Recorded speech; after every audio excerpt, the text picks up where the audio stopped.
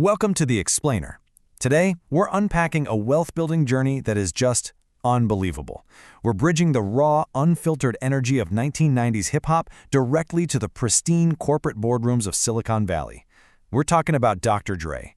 We all know him as a legendary producer, of course, but today we're not just talking about dropping classic albums. We're talking about strategy, leverage, and the sheer architectural brilliance of building a billion-dollar empire. Okay, let's dive right into this. Let's kick things off with a number that'll honestly make your jaw drop. $200 million. That is the exact amount of money that a drunken 2 a.m. Facebook video cost Dr. Dre in a single night. Picture this. It's May 9th, 2014. Dre is at a party with R&B singer Tyrese Gibson, and they are celebrating a massive, highly confidential, multi-billion-dollar secret. So Tyrese actually posts a video of this celebration, right? And he captions it, "Tonight, hip-hop changed forever." In the clip, Dre leans in and boasts about being the first billionaire in hip-hop from the West Coast. But there was a huge problem. The deal they were celebrating hadn't been officially announced yet. They literally just leaked Apple's largest acquisition in history to the entire internet. And the consequence? When Apple CEO Tim Cook found out, he didn't yell. Instead, he just did the math. He used this premature leak as direct leverage to slash the agreed-upon acquisition price by a staggering $200 million. But to understand why Apple was even buying Dre's company in the first place, we got to jump back in time. Section 1. Cultivating the Aftermath Roster. To really get this empire, we have to rewind to 1996. This is the foundation. Because before you can sell cultural authority for billions of dollars, you actually have to build it. Dre had just left Death Row Records and launched his own label, Aftermath Entertainment, as a subsidiary of Universal's Interscope Records. But Aftermath was entirely designed as a boutique label. The philosophy was strictly quality over quantity. Instead of just signing dozens of artists and hoping one sticks, Dre laser-focused on high-profile talent. We're talking Eminem in '98, 50 Cent through a joint venture in 2002, Kendrick Lamar in 2012, and he even brought his longtime collaborator Snoop Dogg officially onto the label much later. He wasn't just making music, he was minting global superstars. He was cultivating an unparalleled level of cultural credibility that corporate America would eventually crave. Section 2. From Sneakers to Speakers. Okay, so that brings us to a pivotal moment in 2006. This is where Dre shifts his focus from the music business over to the hardware business. Initially, Dre was actually thinking about launching a sneaker line, but Jimmy Iovine, the chairman of Interscope, famously told him, "Forget sneakers, let's make speakers." Dre was incredibly frustrated about the state of digital music at the time, specifically complaining about Apple's cheap, bundled earbuds. He said, "It's one thing that people steal my music, it's another thing to destroy the feeling of what I've worked on." And that anger, that specific frustration about the total loss of audio quality, that became the entire business plan for Beats Electronics. Beats was founded on a very specific thesis. On one side, you had Apple's basic $1 white earbuds. On the other side, you have Dre's vision. Premium, bass-heavy, luxury headphones. Now, sure, some audio engineers called them bass-heavy garbage, but that missed the point entirely. The genius was that Dre positioned sound quality as a premium luxury lifestyle product. And luxury products command luxury prices, anywhere from $200 to $400. But having a luxury product doesn't mean much without marketing. Normally, companies spend millions on traditional advertising. Beats, they largely skipped it. Because Iovine ran Interscope Records, they had direct access to the biggest pop stars on the planet. They simply placed the headphones directly into music videos. They put them on Lady Gaga, Nicki Minaj, and Miley Cyrus.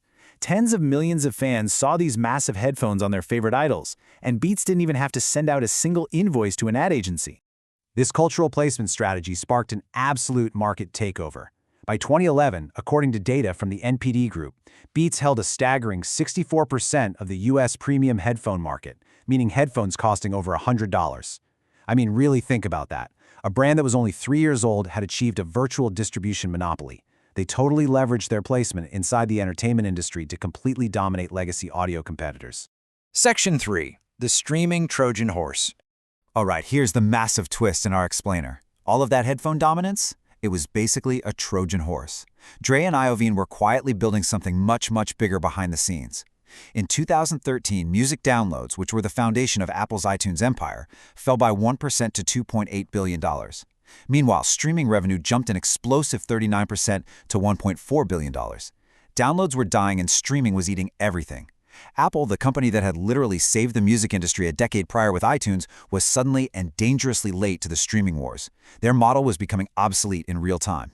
Dre and Iovine saw this massive gap. In July 2012, Beats quietly acquired a streaming service called Mogul.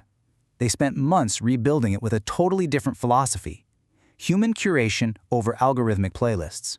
In January 2014, they launched Beats Music. And guess what?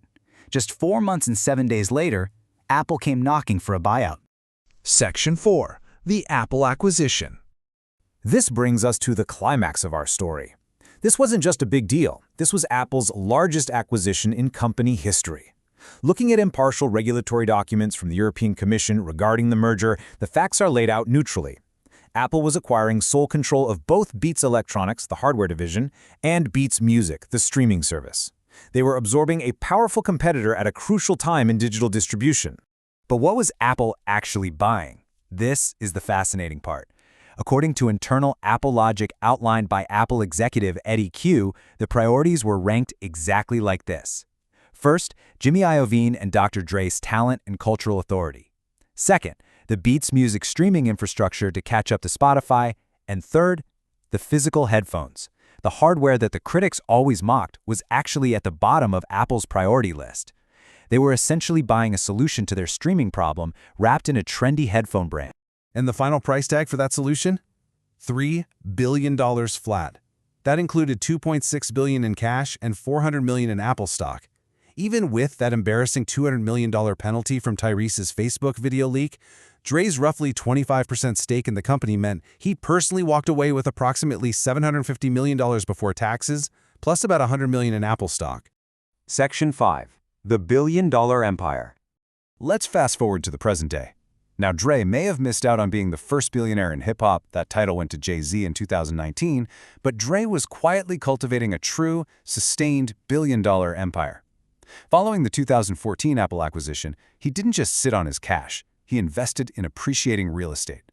Then, in 2023 and 2024, he sold a portion of his music catalog to Shamrock Holdings and Universal Music Group for a reported $200 million. All of these strategic long-term plays culminated in 2026. On the Forbes Billionaires list, Dr. Dre officially crossed into a 10-figure net worth. He ranks 3,332nd globally, tying with massive figures like Rihanna, Jared Kushner, and DoorDash co-founder Stanley Tang. He became only the 6th musician ever to reach this 10-figure milestone. So what should we take away from all this? The core lesson here is about ownership versus labor. You see, Dr. Dre transcended being just an artist who provides labor. He realized that the gatekeeper in the 2000s wasn't the label or the radio station, it was the actual hardware sitting on your ears and later the streaming platform feeding it. He didn't just make the music, he built and owned the physical and digital pipe connecting the music to the listener. And then he sold that pipe to a company totally desperate for it. Which brings us to a final provocative thought to leave you with today. Apply this masterclass in leverage to your own career or industry. Ask yourself, are you just making the content, or do you own the pipe? Think about that. Thanks for joining me on this explainer, and keep looking for the leverage in your own life.